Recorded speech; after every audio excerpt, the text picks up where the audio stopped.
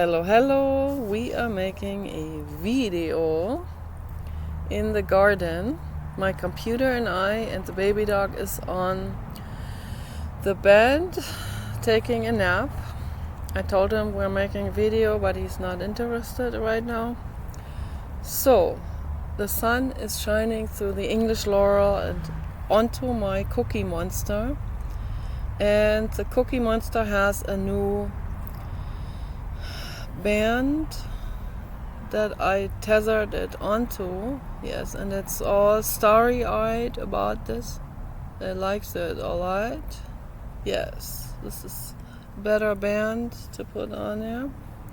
And the band just so happens to have exactly the same color and pattern as this other fabric.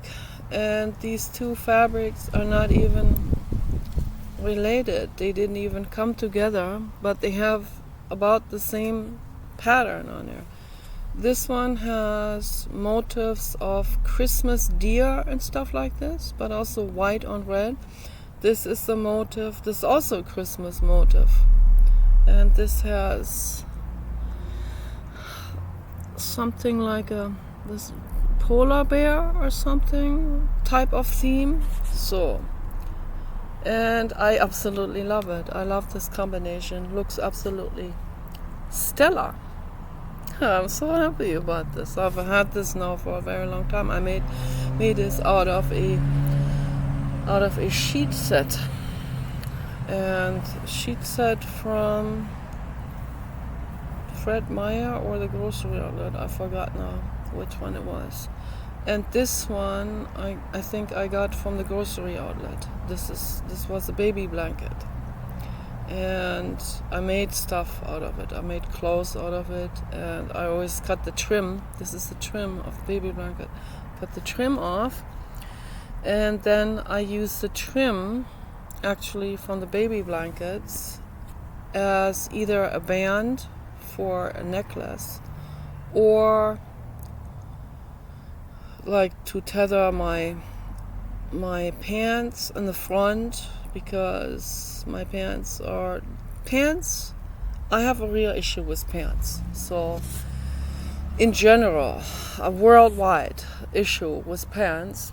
And my problem with pants is I always had a pant problem, because obviously I'm top heavy.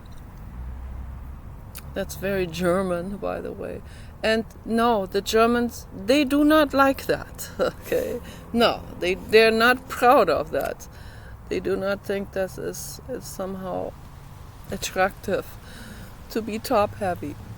But then there are other people that are not top heavy, they're bottom heavy, who seem to be attracted to top heavy people. So no, that works out just fine then, right? I mean, that's very practical. But anyway, that still doesn't solve my pant problem. So I have a big spare tire belly and love handles and all of that. Spare tire handles, so this is a better word for it. And so that makes it quite difficult with pants. For people that are bottom heavy, they might even have quite a narrow waist, and they buy their pants according to the waist numbers, right? And then because they have big booty, the pants doesn't slide over the big booty. So no matter what they do, if they squat down, do something, or clean the house, the narrow waist does not slide over the big booty and the big hips. So that's a little different with German people, particularly German women. German men, they end up with suspenders and stuff like that. It's like, no, I wore those bib pants in the past. That was not comfortable for me, and it doesn't look very feminine. So, but I have to wear pants that have a rubber waistband, but not a skinny one that pinches you into your skin, it has to be a waistband that is wide, okay, or it has to be 3 waistbands, one under the other, so like a 3 waistband top, waistband area of the pants. Then it can be adjusted in a way, and it would be the best if these waistbands are actually sewn into it. So that way it gives this extra stability, and it should be made in a way where it doesn't loosen up in time or get, like, sometimes waistbands, if they are washed often enough, they become really, really, really weak, and like where they don't even have any more elasticity or waistband momentum at all. So it's just one limp, rubbery fabric that doesn't do anything, and then I end up sewing the top in different places, but then it tends to pinch into the stomach, and when I clean the house it still comes over the hips, so once in a while. I mean, there are people that have it much worse, right? It's not completely, totally like the stick figure, sort of. I'm very glad that it's not total stick figure, but it still has the tendency to come over the hips. And I remember I was with Rita at Walmart, and I complained to her about the situation with the pants, and I showed her what happens when I squat down, and I squatted down in the sewing aisle. And I showed her how the love handles, first of all, how the short t-shirt, the t-shirts are always too short for me, how the short t-shirt slides up and the pants slide down, and the love handle bulbs out. And she laughed, we both laughed about that. And a lady that was working there, she said, I heard that, but I told her I was talking about me. I said this is what happens to fat people, but it's really what happens to overweight German type of people or Scandinavian type of people. When they squat down, all of this, they have a long back, they're top heavy, t-shirt slides up, pants slide down, and the love handle comes out. So that's not a very good situation in the fashion design world. This should be not ignored. So, and that's why I'm thinking about this a lot. How do we fix that problem? Okay, so their people are extremely lucky in this country. They're bottom heavy. They have a beautiful, beautiful, beautiful, like a sand clock shaped body and all of this. But some people are not so lucky, okay, and they have this problem, and they probably never talk about it because they think it's embarrassing. I don't see.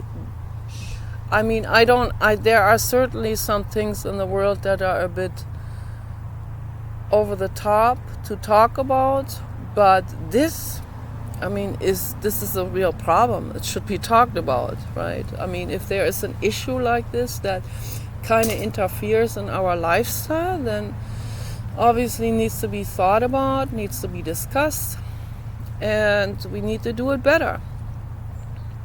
We gotta create better pants. And so I came up just in theory, and I'm planning on doing this with a rigid fabric that I have saved from something else. I'm always salvaging from something else that falls apart. Like, for example, Paul bought a bunch of air mattresses that have a memory foam top already built onto it, and then it has this really elaborate cover over it. and he's using the memory foam topper, the rubber of the inflatable air mattress, of course, punctured in a very swift way because it doesn't match with having an animal on the bed that has long fingernails. So I talked about this several times before. So I warned him about this. He bought 3 of those anyway. There's nothing I can do. He says, well, but it saved my back. And well, okay, then it served its purpose. And I wanted to make a sculpture out of the air mattress rubber material, which was like a black, like inner tube tire material. Sort of like a dark gray, kind of like this computer. And I like that material so much. What a waste of material is that, you know. So, I mean, first of all, that's why I think this causes consumerism, this kind of stuff, you know, stuff that punctures, stuff that doesn't even hold up for any length of time, ends up in the landfill. That's not good. So I wanted to make an art sculpture out of these 3 inner tube tire materials, which were huge. He could have at least used that to put on the top of the greenhouses or something like this. Use it for something, or maybe make a kiddie pool out of it or something. Figure something out. I don't know how, but like with a hot glue gun, for example, you can make a swimming pool out of that material. That would be good. But yeah, he ended up throwing it away, and I always think this is terrible that these kind of things end up in the landfill, probably not even recycled.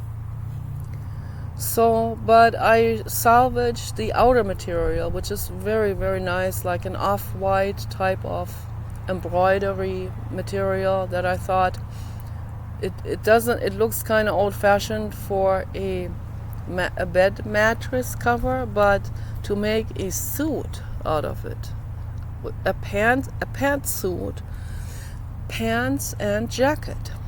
I have enough material for that. So I saved it in Tupper containers. When I have a better table situation in the future, hopefully when we move to the lake, I can't say where, but we're gonna move to a lake, and this is like, that area is Twilight Zone. This area is like, that stood still. It never progressed in time. It is like something from the past, from 1750. So it's incredible, that area, absolutely beautiful and clean. There are no homeless people that are littering and hanging around and bumming, and there's nothing to bum for. There's a church here and there, and then there is an old saloon, kind of like abandoned and all of that. I love that. I absolutely love the desert.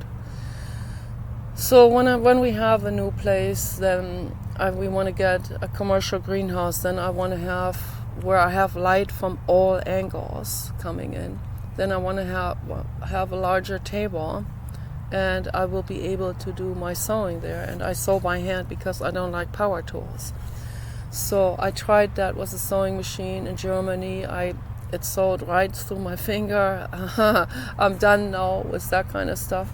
So and I poke my finger too with a needle, but it doesn't have enough momentum to go through the entire fingertip. So, or the fingernail in particular, that needs a power tool to drill through that fingernail. And that was awful. The whole fingernail came off, and it was terrible. So that took a long time to heal. It took like half a year to heal up for the new fingernail material to grow back and all of that. So I don't recommend sewing machines. I do sewing meditation, which takes a long, long time. This is way too long for most people. Okay, most people don't have the patience for that. I have the patience because I choose a long winding process over cutting myself into my flesh, so, or through fingernail material even, which is really the absolute worst. So I don't like power tools. I like to do everything mechanically with my hands. And it takes a long time. It takes, a suit like that would take at least a year for me to make. But it's a beautiful activity. It brings up the past. Sometimes it makes you cry. But it's okay. It's a healing process. It's therapy, actually. It's inwardness meditation, and particularly if you do this in silence, then the past will really come up. Why do you think people have a TV on in every room? Because they don't want the past to come up, right? Well, I welcome all of this because it wants to talk to me. It has something to say, right? All these brain cells that have stored something, that they have stored a specific encryption in my brain. And it's not just in the brain. There's also memory flow that's actually stored in our DNA, in our cells, in our spinal cord. Who knows, maybe in muscle cells even, in bone cells. I don't know. It's a lot of information that is actually stored in cells and in DNA and can be passed on to a future generation. This is absolutely monumental, a monumental breakthrough in science when they found out about that. And I think in the beginning, I guess as they always are, stubborn, the scientific community is very rigid. And they will ridicule someone like this who comes out with something that completely overrides the information that other people have sort of like prided themselves, written an entire diploma or dissertation work on it. And then someone comes along and debunks all of that. It's tough on people's egos, so I kind of understand where they're coming from, but let's put truth and exploration before our egos. And that's why I do sewing meditation without anything to distract me, because I want the past to feel safe, to come up and talk to me and ask me to help it to process its way through this healing process. Okay, so it's a very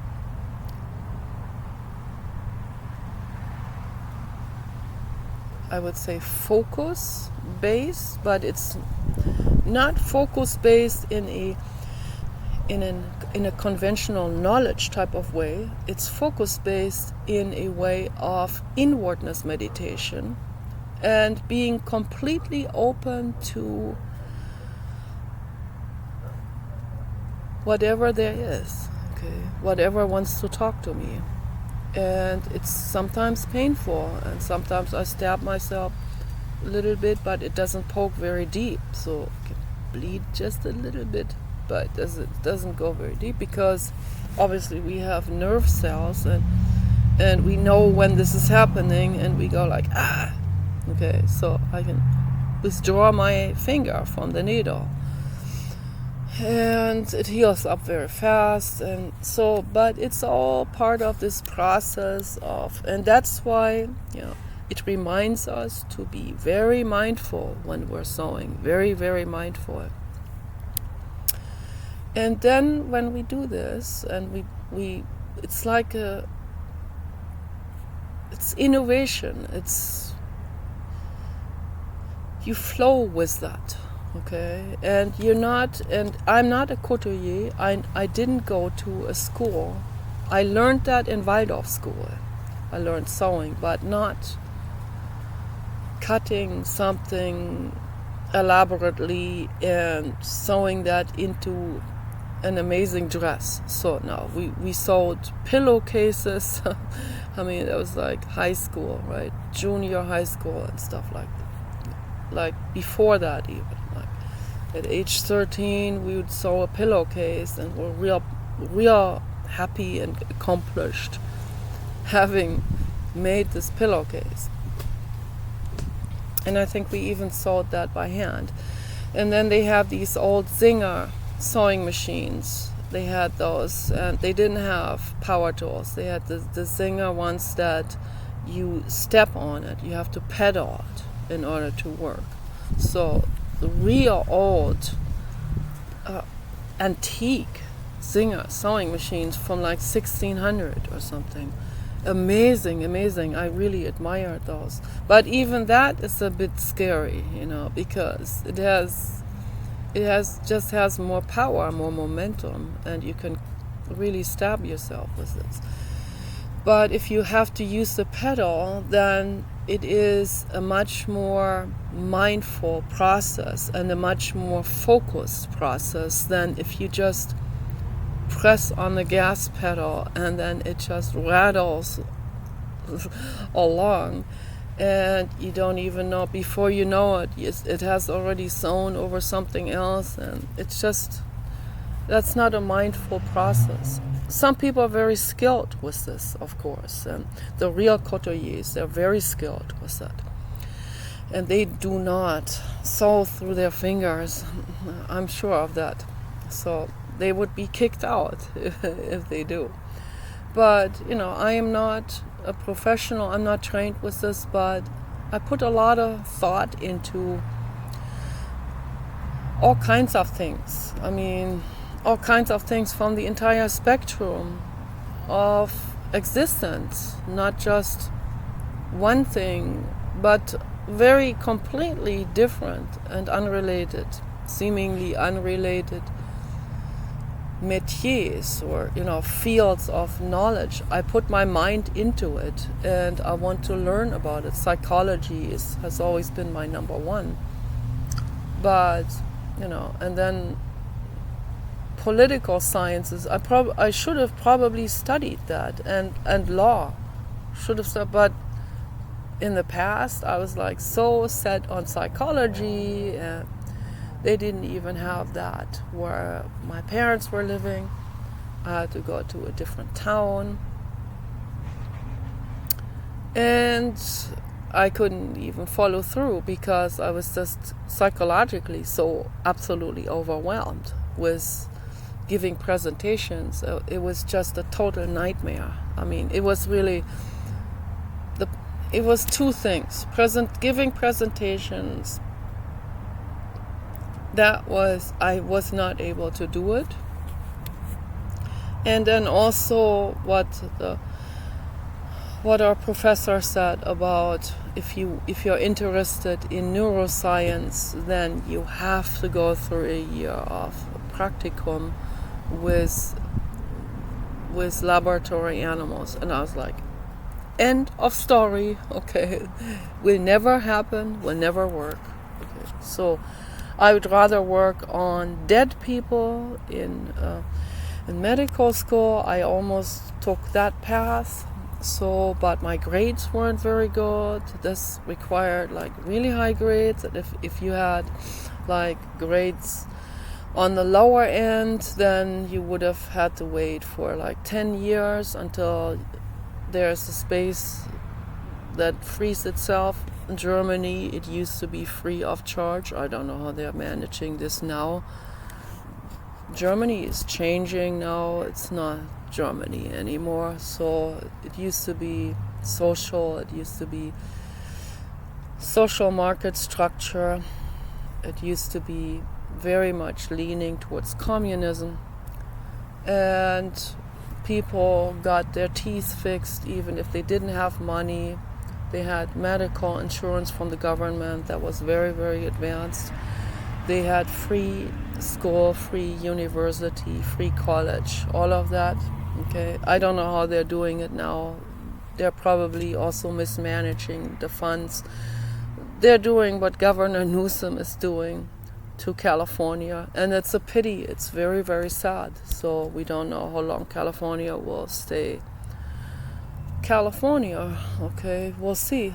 Germany is definitely falling, so I don't know where this is all going to head towards. And Elon Musk said Germany is dead, so he's already seen this.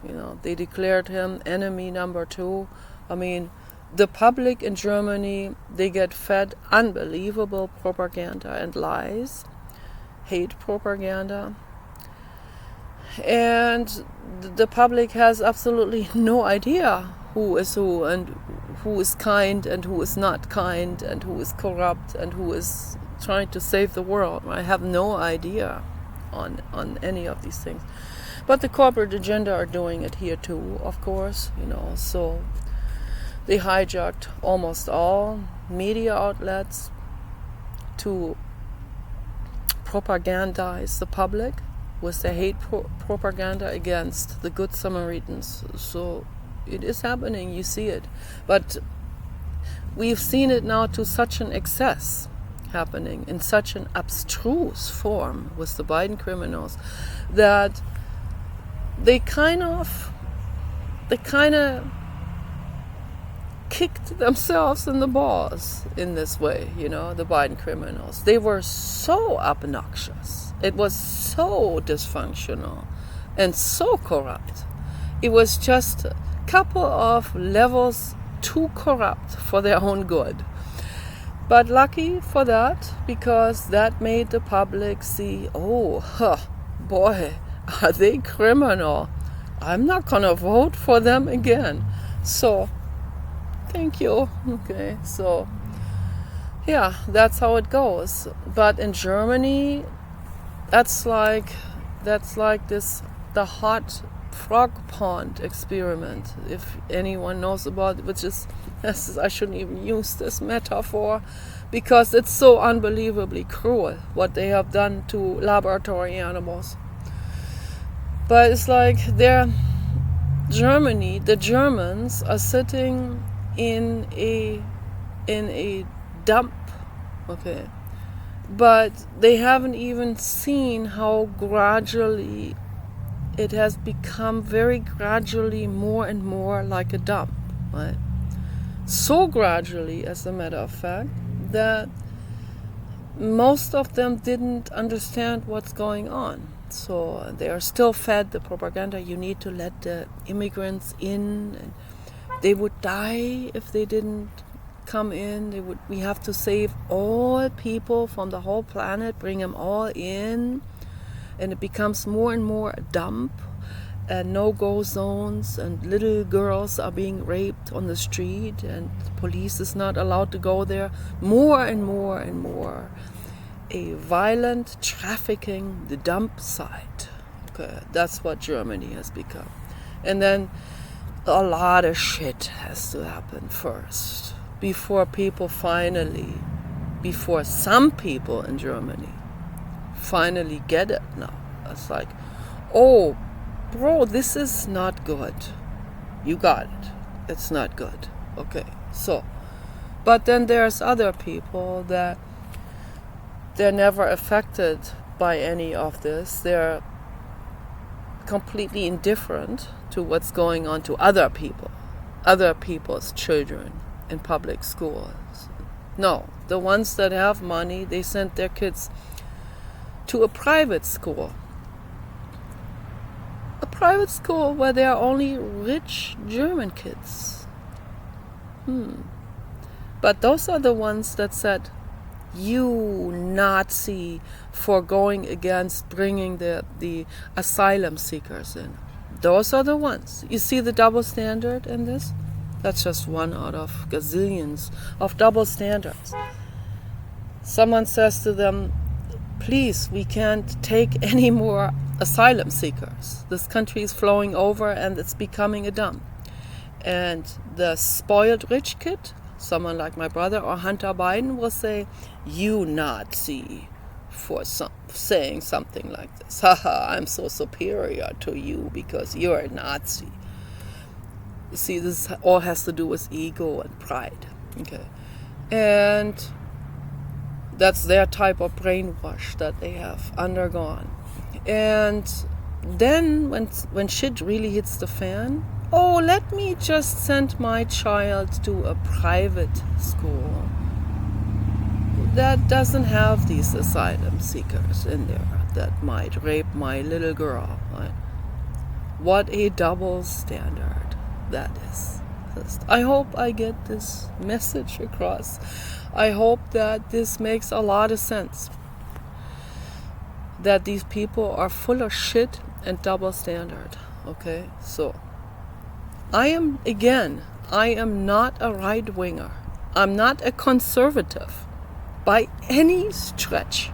Okay, I have nothing to do with conservatism. I am way out there. I'm a hippie, clean, okay?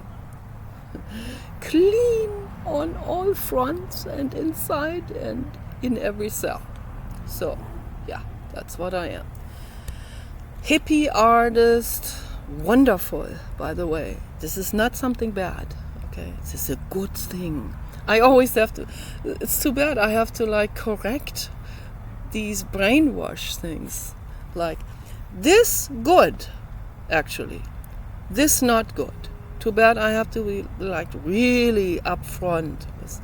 So brazenly non-misunderstandable. Okay. Elon Musk is good. Get it? Donald Trump is good. Thinking for yourself is good. Being a hippie artist is good. Technology is good too when it's made to serve all beings and the planet, which Elon Musk is doing. Okay, the number one person with unbelievable momentum, way light years ahead of any other person that has some electric cars or self-driving technology where the car has to have an enormous clutter on the roof, right? So Elon Musk is light years ahead of that. But you see National Geographic or BBC or something, they don't even mention Elon Musk. Okay, so why? Because the corporate agenda paid them not to mention him. The corporate agenda is afraid of Elon Musk because he might put them out of business because he's so much more advanced, right? So I hope this makes a lot of sense what I'm saying now to people. And Elon Musk means well. He doesn't mean to hurt anyone's business. He just wants to help the world. Helping the world is more important than someone's measly cell phone tower business where people get radiated, right? I hope this makes a lot of sense. It's better to get satellite connection to your device, okay? It doesn't matter where you are on Earth. It's so much better, right? So we're going to get Starlink. We're going to get a Tesla Cybertruck that has Starlink internet already in it. But we have to sell the other house first. We can't afford it yet. Okay, don't have the funds for it. So we have to sell the other house. So we want to sell the other house for $600,000. So cash offers only, cash buyers only. So come on over, Mr. Beast. Have mercy on us and buy our house. Okay, so or anyone like that who is into hippie art, crazy hippie art, because the house is so loaded with my crazy hippie art, not in an invasive way, but there's hippie art everywhere, on every wall, in the staircase. Everything has hippie art, and if you're into it, you can have all of that. Okay, so this will be ideal for someone who's into modern art. Okay, so you can call it whatever you want to call it. Okay, my artwork is the blue god. That's the blue god energy. It heals you. Okay, it's very healing. We helped this house to heal because in the very beginning there was cat litter here and there, and I got sick in the very beginning because these people didn't even clean the toilets. But so it's a pity that some people are so dirty. It's amazing. So I got all kinds of illnesses from cleaning. I should have used a medical face mask and janitorial gloves. I didn't do that. I was too impatient. Got sick, really violently sick, with intestinal flu and violent viruses, and was several times. I was sick like 4 times, where I suffered for like a month. So a lot of stuff, that's what an energy healer has to go through in order to heal themselves and the place they are at. Okay, and that's what we did. We healed ourselves, we healed the house, and Kenny, our Great Dane, that was the infinite cosmos in a living dog form. He helped to heal the house. Okay, so, and the house is a historic marker now. Okay, so for someone who has appreciation for that, okay, give us $600,000 in cash. Cash offer, okay, cashier's check, so we can deposit it free and clear onto our account, because that's our retirement fund. Okay, we have to have it so we can buy the Tesla Cybertruck and get the land and get the commercial greenhouse to put on it and grow our own food. I already have some food here growing, but I can't expand this too much because we're going to have to transport all of that, and that's all going to be a problem to transport all of that. So I can't have a whole bunch of pots here. I already have like 7 pots there with plants in it. Tomorrow I'm going to harvest the potatoes. We have potatoes in one of the pots, and it also has an avocado tree growing in there, and I already know where to plant the avocado tree, right there next to the other avocado trees on the other side of the English laurel. And the English laurel kind of protects those in the winter time, shields them, and that works really well. And we're gonna sort all of the potatoes out from that soil that have grown in that pot. And I can't wait to eat those because they're going to be full of nutrients, because we do biodynamic composting, and it's going to be the highest standard of organic, like wild harvested. Full of nutrients and vitamins and minerals, everything that you need, and the taste will be extraordinary. It will be more than gourmet. And really good for us.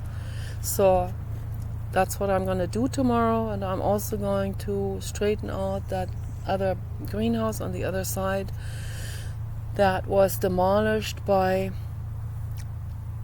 a windstorm, a rainstorm. So I have to enforce the legs with wood beams. I'm going to do that tomorrow because I don't see the point in putting a new greenhouse there when we're going to be moving anyway. So, yeah, so this is the situation here. But anyway, I'm definitely planning on making myself a pantsuit out of that old fabric, and it's going to take me a year to make that, and it's going to be awesome. It's going to be a real beautiful meditation, and I'm looking forward to that. Okay, so this is my life and my learning school. Okay, this existence here it's really beautiful once you really understand the meaning of life. Then all of that tension that is given to you by society, by media, fake news, social media, hyperactivity, insanity. You think it's sane because 99% of humans are doing it. You think that's normal. And you declare that the other 1% is crazy, but it's the 1% that step away from that are sane. Okay. I'm becoming sane now. So it may not look like this to my brother or my aunt or other people, right? Because they have known me as being all over the place with my mind being hyper paranoid and hysterical and all of that. But part of sanity is to really question people and to maybe not like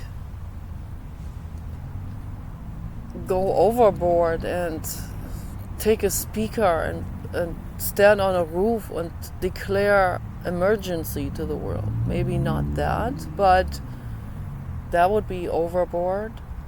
But we have to question things, obviously, okay? And that's sanity. So question what's going on in your life. Question it. Question yourself. Friedrich Nietzsche has a beautiful quote, okay, that says, be 100 times superior to the philosophers and the public by being extremely austere and scrutinizing your own mind. Okay. That's what you have to do. And I agree with him 100%. You have to question your own behavior, your own way of thinking, the thinking patterns, the reactiveness. Question it. Where does it come from? It comes from pain, okay? Inwardness, meditation. That's our only chance. Our only chance for healing this human species. You have to be willing to look inside. Not go like from one group to the next, some interloping from one religion to another, from one political association to another, from one this extreme to another this extreme. You have to question it all. Okay. That's my message to the world. You have to question the political associations, affiliations, groups, the parties, the association with whatever you grew up with, that becomes then you think that's your identity. No, that's not your identity. Okay. You're an infinitely precious living being. Okay. You are not your religion. You're not your group think society. Okay. That's not who you are. Okay. It doesn't matter how you look like. You are a child of planet Earth, okay? And you're infinitely precious and loved by the blue God. Yes. I love you just the way you are, okay? With double chin, anything, okay? That's the truth, okay? Everything else is complete hogwash, complete BS that comes out of social media. Okay, this constant like one extreme or the other. People that were on the left going to the right, it's a mistake. Okay, it's also a mistake to go from the right to the left. Question all of this. Stand on your own. Okay, You have a brain and eyes. You can see who is kind. Okay? If you pay attention, you see who is making an effort. Okay? Yeah, look at the people that are being shot at. They wouldn't be shot at if they were part of the mafia, obviously, right? So, look at that. Look at those people that put themselves out there. Look at the people that speak out. I mean, some of them may be conservative. Just ignore the conservative part, right? That's not what makes them good people, the conservatism. That blinds them in many ways. But they're good people because they are good people.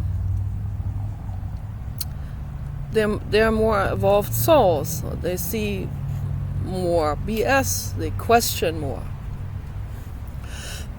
They should also question their own affiliations. But, I appreciate them.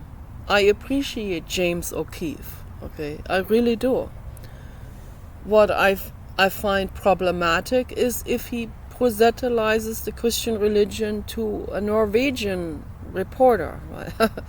I find that pretty ridiculous to do that. I mean, there you have to question yourself. Okay, that needs to be investigated.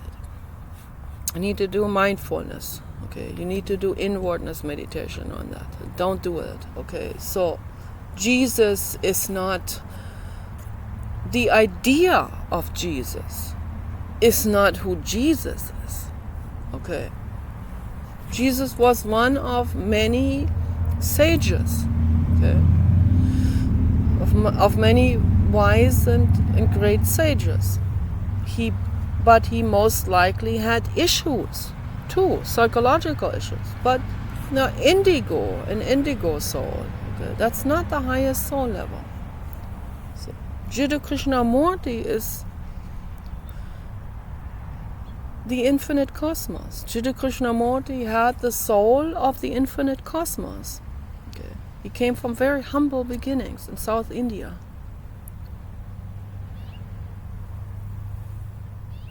And he was not a perfectionist. He was very educated, also from the Theosophical Society and also from his own inquiring into things, because with a soul like that, okay, he will ask questions. He can't do it any other way, right? And so it doesn't matter where you're coming from. It doesn't even matter whether your IQ is extremely high, okay, or medium, or maybe below medium. What matters here in this existence is that we ask questions. Okay? And don't feel ashamed about whoever you are. If you have been shamed, then that's the insanity of your parents that did that. Okay? You do not deserve to be shamed. And don't shame someone else. Okay? Love yourself and love others. And move forward. Question things. Question what people say. Find out for yourself. Okay? Investigate existence. Investigate different things. Whether you're a scientist or you're into politics, you need to really investigate. You need to really look behind the scenes. Okay? Become an investigative journalist. It's dangerous to do that. There's no doubt about it. Or become a psychologist, but question things when you read whatever. You read different things. You read Skinner and Watson, for example. You have to question these people, okay? Just to name two of the really bad ones. You have to question. I'm not talking about Paul Watson. This is someone else. Okay. So, Skinner and Watson were psychologists. Also, Dr. Philip Zimbardo. Okay. I'm sorry, Dr. Zimbardo, but you have to question what you have done. Okay. He's done that prisoner experiment at Berkeley. I don't know where it was. I think it was Berkeley. Prisoner experiment where they had prisoners on one side and inmates on one side and prison guards on the other, and they just randomly selected from 100 test people that were just volunteering to do this experiment, right? Even people just from the university campus, students and stuff like that. So actually quite a more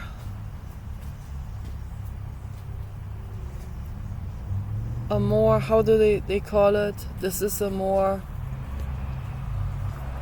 egalitarian group. They are more of the same than if you take a random sample from the street. So, because they were all college students. So he wanted to also eliminate the factors, the disturbing variable factors that would come in if you happen to select people from something else that it's not very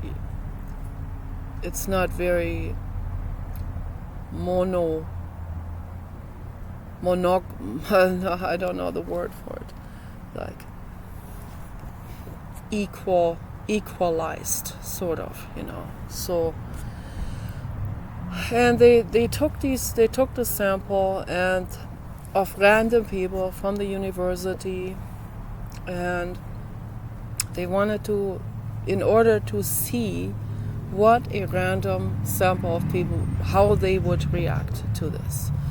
And so half of them were ordered to be playing prison guards, and the other half was ordered to play prisoners.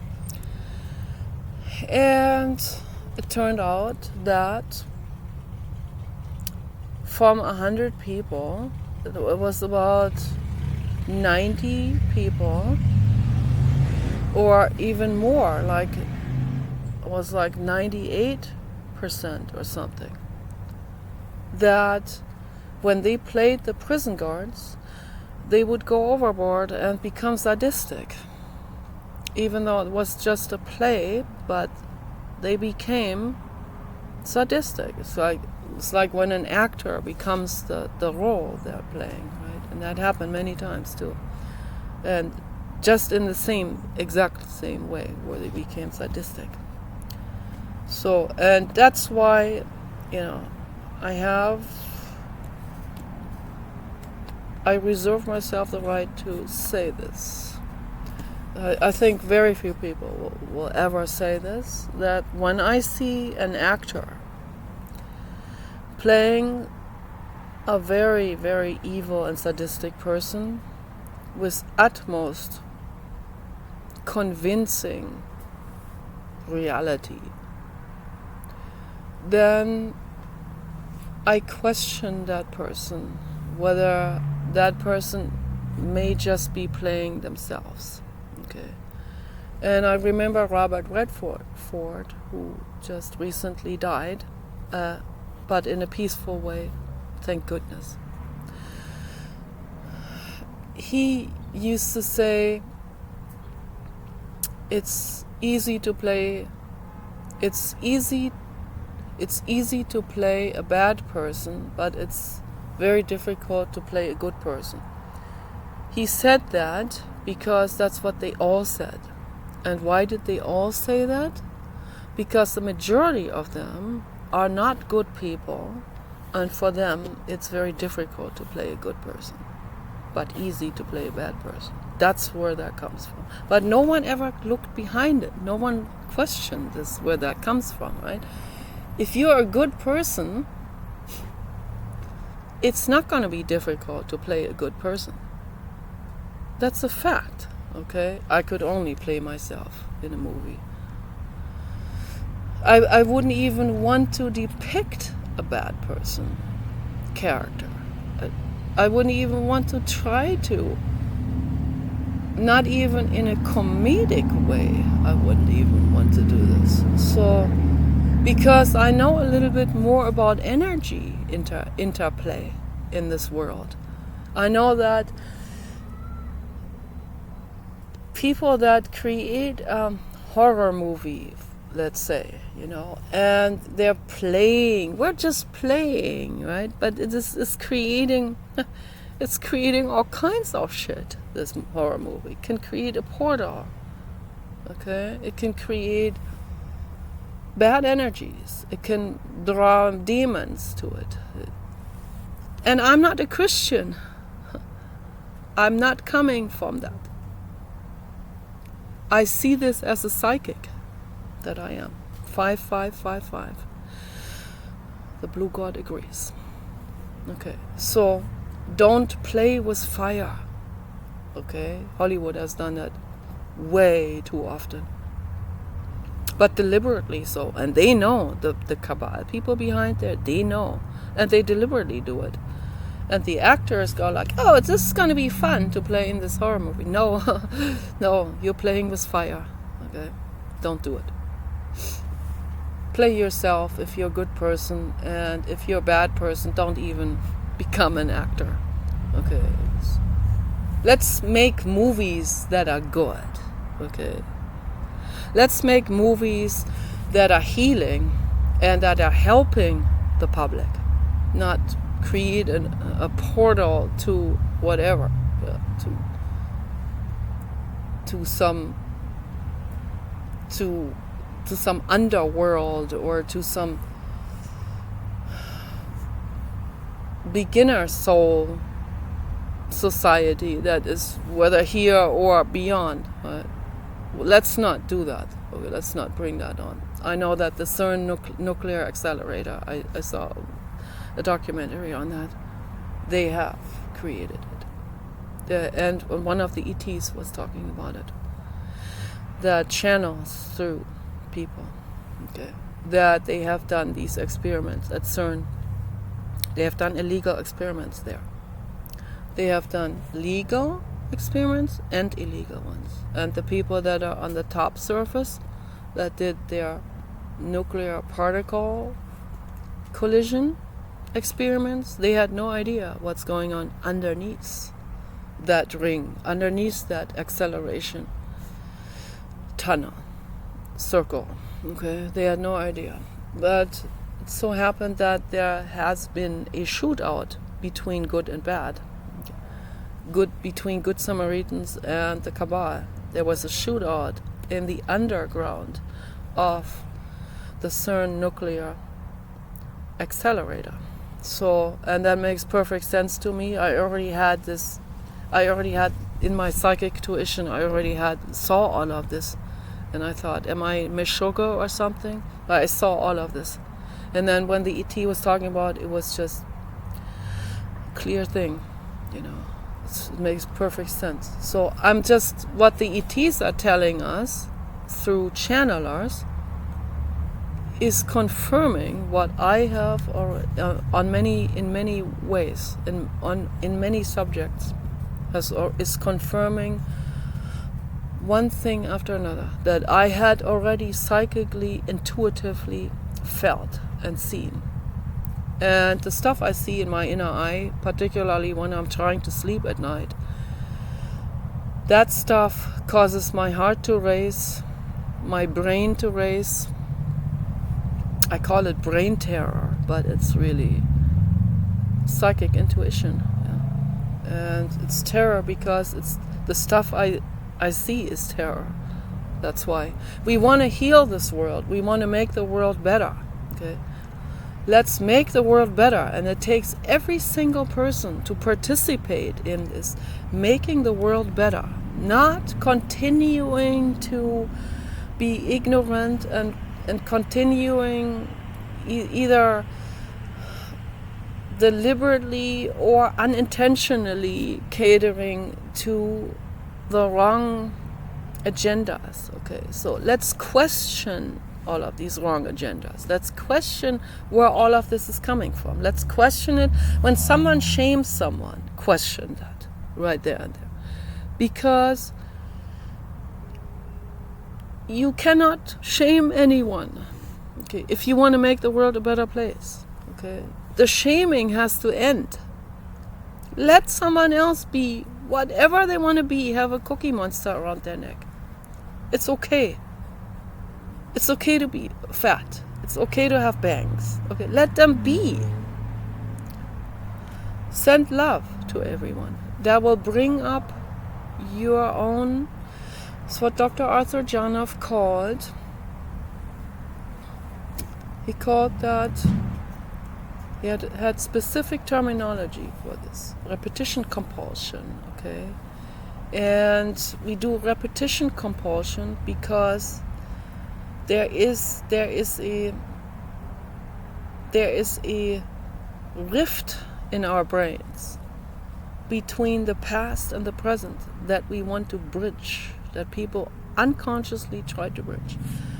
When they experience good things, the reason why many people cry when they experience something good is we will say, oh, I'm so touched by this good thing. But the reason why we cry is not because it is necessarily normal or automatically given that we would cry. No, it's because most people cry because it brings up a complete contrast between the present moment of kindness and our past where we were shamed or humiliated or even physically hurt, okay. Or abandoned. Many people were abandoned, at least psychologically, okay, unintentionally often, okay, because the parents are not well. So the parents are highly neurotic, okay. So that perpetuates suffering. It perpetuates trauma. And when someone experiences, let's say I experience Prince Charming, for example, that would love me 100% the way I am, I will cry because it will bring up this contrast between the past and the present moment. Okay, it will bring it up, and it will automatically bring it up, and I will cry in gratitude for the kind person. But I wouldn't have to cry out of gratitude if it wasn't seeing right in front of me this contrast between past and present. Okay, I hope that makes sense. So, and that's also why there are a lot of women that become masochistic, because they have been severely abused as children, and this abuse was the only attention they have ever received. So then the brain thinks that's what it's like to be wanted. That's what it's like to be loved. They even call it that. Or the men, they see their dad abuse their mother, and they think that is what adults do. That's what men do. And so they will bully a woman into the ground, whether she cries, and then she walks away from him, never talks to him again, and then he says, well, I was just flirting with you. What's your problem? No, that is not flirting. That's abuse, okay? But they are so used to this from growing up in an abusive household that they think this is what flirting looks like. And they also think that's what women want. A lot of women, unfortunately, actually gravitate towards this. So that confirms their already existing beliefs, right? So all of this is heavily neurotic, and it needs to be healed. Because it's not okay to hurt someone in any form, okay? So Peace and love for all living beings.